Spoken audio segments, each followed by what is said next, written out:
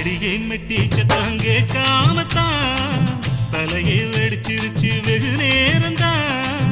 வரப்பில் உன்ன பார்த்த மறுவேளதா இடுப்பில் நிற்காதையா ஏன் சேலதா. காலையிலும் காட்சி உண்டு சாத்தி கடி கதவத்தான் கட்டிலுக்கு கால் வலிச்ச கட்டாந்தர படுக்கதா. உடம்பு முழுக்க இப்போ ஒரு ரயில் ஓடுது மச்சான். வளைச்சு நொறுக்க சொல்லி என் வளையல் கிஞ்சது மச்சான். அடடா அல்வா துண்டு இடுப்பு ஓங்கிடுப்பு அழகா பத்தி கிச்சி நெருப்பு துள